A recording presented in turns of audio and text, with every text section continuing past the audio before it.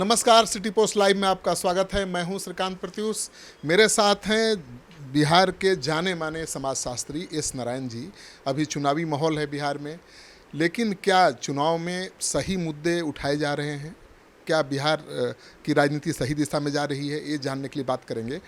आप अभी बिहार के चुनाव को कैसे देख रहे हैं? अभी प्रशांत किशोर भी नया दल बना के आए हैं, नीतीश कुमार आखिरी पारी अपनी खेल रहे हैं, लालू यादव अपने बेटे तेजस्वी को आगे कर चुके हैं।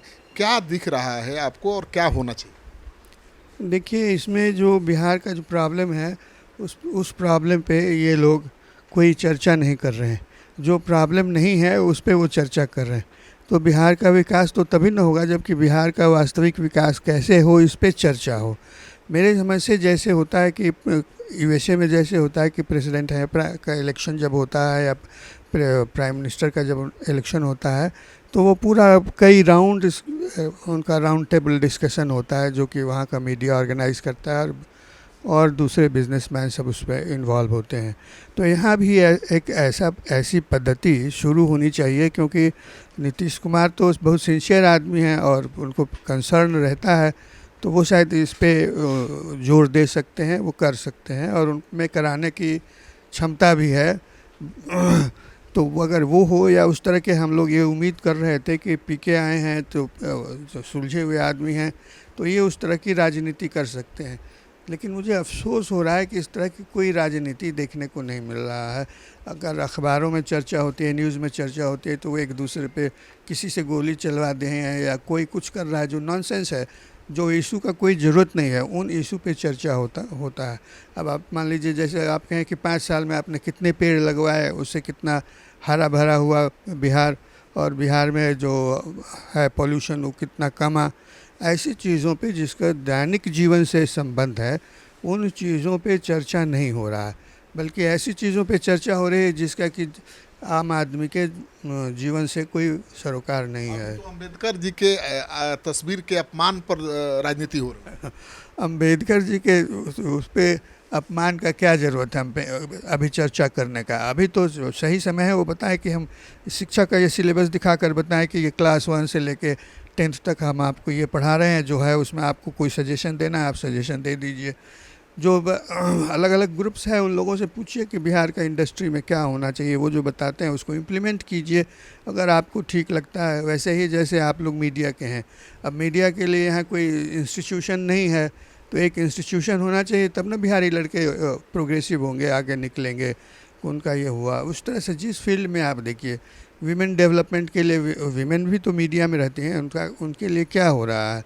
आप हॉस्पिटल के लिए क्या कर रहे हैं? केवल 2-4 डॉक्टर को सस्पेंड करने से तो हॉस्पिटल नहीं ठीक हो जाएगा। हॉस्पिटल के लिए एक सिस्टम होना चाहिए, उस सिस्टम बिल्कुल ब्लैक एंड वाइट में होना चाहिए कि ये काम आपको करना है, और उसको देखना चाहिए कि हर वीक में कि फॉलोअप हो रहा है कि नहीं हो रहा। वो 1 महीना करेंगे तो उसी में ठीक हो जाएगा। प्रशांत किशोर तो जो मुद्दे उठा रहे हैं वो जनहित से जुड़े मुद्दे उठा रहे हैं। वो पढ़ाई की बात कर रहे हैं, पलायन पर बात कर रहे हैं, विकास पर बात कर रहे हैं, उद्योग पर बात कर रहे हैं।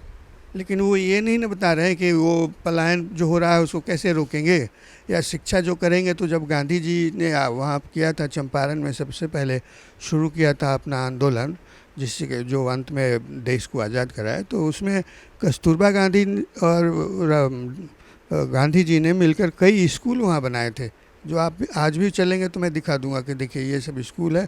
और जो उसमें खपड़ा लगा हुआ था वो अभी तक खपड़ा ही लगा हुआ है, क्योंकि उसकी तरफ लोगों का ध्यान नहीं जाता है कि उसको हम बना दें, पक्का बना दें या एस्बेस्टस का कर दें, क्योंकि अब लोगों में वैसी रुचि नहीं है कि वो स्कूल बनाने के लिए पैसा करें। वो शहर में स्कूल बनाते हैं क्योंकि वो उनका बिजनेस हो जाता है, लेकिन गाँव में स्कूल नहीं बनाते हैं, क्योंकि लेकिन अधिकांश जो जनसंख्या है वो तो गांव में रहती है। गांधी के बिना गाँवों का विकास हो सकता है? आपको क्या लगता है, गांधी के बिना गाँव डेवलप हो सकता है? नहीं, गांधी के बिना गांव का विकास नहीं हो सकता है।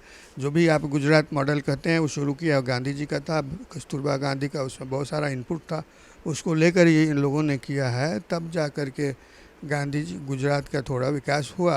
यहाँ नहीं हो रहा है। महाराष्ट्र में भी उस समय हुआ था, तो उस समय जो लोग फ्रीडम मूवमेंट में थे उन लोगों ने एजुकेशन पे एम्फेसिस दिया था, उसका मॉडल बनाया था, विद्यापीठ खोला गया था, बिहार विद्यापीठ है। क्या ये विद्यापीठ गांधी के मॉडल पे चल रहा है या राजेंद्र बाबू के मॉडल पे चल रहा है? दो ही लोग ना इस विद्यापीठ को बनाने में तो कहते हैं। सबको ऑब्जर्व कर रहे होंगे ना भाई कि नीतीश जी क्या बोल रहे हैं, तेजस्वी जी क्या बोल रहे हैं और प्रशांत किशोर क्या कर रहे हैं। क्या लगता है इसमें कौन ज़्यादा कामयाब लग रहा है? देखिए, कामयाब में जो काम की बात करना है, जिससे जनहित की बात करने में, तो प्रशांत किशोर आगे हैं, वो करते हैं। ना वो नीतीश जी पे कोई आक्षेप कर रहे हैं, ना वो तेजस्वी पे कोई आक्षेप कर रहे हैं। लेकिन उसमें एक चीज़ घट जाता है कि उसको कैसे करेंगे। गांव वाले को तो ये बताना पड़ेगा ना कि कैसे, अगर वो जो शिक्षा की बात करते हैं तो किस मायने में उनका उनका जो स्कूल होगा वो डिफरेंट होगा अभी जो गवर्नमेंट चला रही है उससे, और क्या उनका सिलेबस होगा। जो ये चीज़ है, गांव में भी अब पढ़े लिखे लोग हैं, ऐसा नहीं है कि नहीं है, तो वो लोग वो जानना चाहते हैं कि आप कैसे, जो अभी सरकार पढ़ा रही है उससे आप डिफरेंट कैसे पढ़ाएंगे, क्या पढ़ाएंगे जो उससे डिफरेंट होगा, या उससे पढ़ने के बाद बच्चों को नौकरी मिल जाएगी। वो है। वैसे उनके कई चीज़ों में जो हम देखते रहते हैं, टेलीविज़न पे जो न्यूज़ आता है वो सब में जब कभी दिखाते हैं तो हम उनको बहुत केयरफुली देखते हैं, क्योंकि लोगों का उम्मीद अभी भी है कि वो थोड़ा परिवर्तन लाएंगे तो प्रशांत किशोर ही लाएंगे। लेकिन प्रशांत किशोर के साथ लोगों को तो आप पढ़ते हैं ना भाई, उनके माइंड को। ये बताइए कि क्या बिहार के लोग प्रशांत किशोर से बदलाव की उम्मीद करेंगे? अचानक एक साथ गोलबंद होंगे, नया व्यवस्था परिवर्तन के लिए आगे आएंगे? नहीं, ये प्रशांत किशोर के लिए लोग आएंगे आगे, इसलिए क्योंकि प्रशांत किशोर का एक अपने ढंग का इमेज है जो बाकी जो दो नेता जिनका आप नाम ले रहे हैं उनसे डिफरेंट है। तो इसलिए उनसे उम्मीद की जाती है, और ये ऐसा सोचा जा रहा है, ऐसा जो लोग सोचते हैं कि एक बार इसको मौका दे के देखो कि जो कर रहा है अगर उसको इम्प्लीमेंट कर देगा तो। तेजस्वी की चुनौती क्या है? तो यंग हैं, उनको यादव मुसलमान सब अपना नेता मान चुके हैं और बड़ी पार्टी के नेता हैं, तो उनकी क्या चुनौती? उनकी चुनौती है कि जितने लोग उनके साथ हैं वो सब लोग अगर सचमुच में उनके लिए काम कर रहे हैं तो तेजस्वी सरकार बना सकते हैं। क्योंकि उनके पास जो परसेंटेज ऑफ वोटर और कास्ट कम्बिनेशन, अगर वो काम कर गया तब तो बना लेंगे। वो तो कॉम्बिनेशन बना रहे हैं। अभी प्रदेश अध्यक्ष बना दिया अति पिछड़ा मंगनी लाल मंडल को, राष्ट्रीय अध्यक्ष बनाने जा रहे हैं जगदानंद सिंह को। ये कितना काम आएगा प्रशांत किशोर के मुद्दे के सामने? ये बताइए कि कांग्रेस वाले भी तो बदल दिए अपना अध्यक्ष, और यहाँ वैसे आदमी को बनाए कि जिसको लोग समझ रहे हैं कि उनका लोकल होल्ड है या दूसरे कास्ट इक्वेशंस पे वो आ रहे हैं, तो वो तो कर रहे हैं।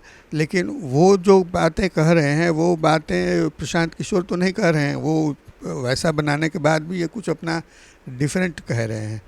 तो जो गरीब के और जो अशिक्षित पेरेंट्स हैं उनको वो थोड़ा अट्रैक्ट कर रहा है।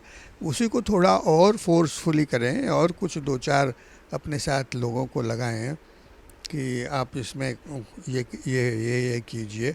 उसका जैसे है फ़ोटो वोटो बना करके भी दिखाएं कि ये किताब वो है, हम जो कह रहे हैं वो किताब ऐसा है। इस तरह की चीज़ें करनी चाहिए। क्योंकि आप लोग क्या देख रहे हैं बिहार में क्या होगा चुनाव में? हम लोग यही देख रहे हैं कि बिहार में कैसे परिवर्तन होगा। चुनाव होने से परिवर्तन होने की संभावना है या नहीं है। तो उसमें जो सब मुद्दे हैं आपको बता रहे हैं कि अगर ये सब फॉलो किया जाएगा तब इस बार कास्ट इक्वेशन नहीं काम करेगा। क्योंकि कास्ट इक्वेशन से लोग उब गए हैं। अब कास्ट के नाम पर जो वोट लेते और देते हैं, जो आप कह रहे हैं कि तेजस्वी का यादव वोट होगा, तो जो पढ़े लिखे हैं वो यादव भी वो भी सोचते हैं कि कैसे बिहार आगे आए, उसके लिए वो सोचते हैं, ना कि वो कि एक ही यादव हैं तो हम भी उनको दे दें। ऐसा मेरी समझ से इस बार नहीं होने वाला है। उसके लिए कुछ आपको अपना इनपुट देना होगा। वो इनपुट की कमी है। प्रशांत किशोर देते हैं, लेकिन जो उनका पॉलिसी होना चाहिए डिलीवर करने का, मतलब जैसे कोई सामान है, आप बाज़ार में गए और वहाँ पे सामान है, आपको ख़रीदने का मन होता है तो आप देखते हैं ना कौन सी कंपनी का बना है, क्या इसमें क्या क्या चीज़ मिला हुआ है। तो वैसे ही लोग अभी जो जागृत हो गए हैं वो ऐसे ही चीज़ों को ढूंढ रहे हैं कि जो उनके पसंद के हिसाब से रहे। तो जो ग्रुप, जो मेजॉरिटी का ग्रुप है वो अगर उसके हिसाब से रहेगा तब कनेक्ट हो जाएगा। कनेक्ट होने में प्रशांत किशोर कनेक्ट हो रहे हैं, इधर हो रहे हैं ऑफ लेट। तो उसमें भी कुछ चीज़ें हैं, जब कभी वो डिस्कस करेंगे तो हम उनको डिस्कस कर देंगे। तो वो चीज़ें अगर वो कर लें तो फिर प्रशांत किशोर के सामने दूसरा कोई नहीं रहेगा। ये तो आप सुन रहे थे प्रोफेसर एस नारायण को, ये कह रहे हैं कि भाई बिहार में बदलाव एक बड़ी चुनौती है। प्रशांत किशोर भी कोशिश कर रहे हैं, लेकिन कोशिश में भी कुछ न कुछ खामी है। सुधार लेंगे तो सबसे बड़ी चुनौती बाकी राजनीतिक दलों के लिए बन सकते हैं, स्थापित दलों के लिए चुनौती बन सकते हैं, लेकिन उनको भी अपने कामकाज के तरीके में लोगों को भरोसा दिलाने के लिए अलग तरीके अपनाने होंगे। तो आप क्या सोचते हैं? प्रोफेसर एस नारायण की राय से आप कितने सहमत हैं? आप जाइए कमेंट बॉक्स में ज़रूर लिखिए।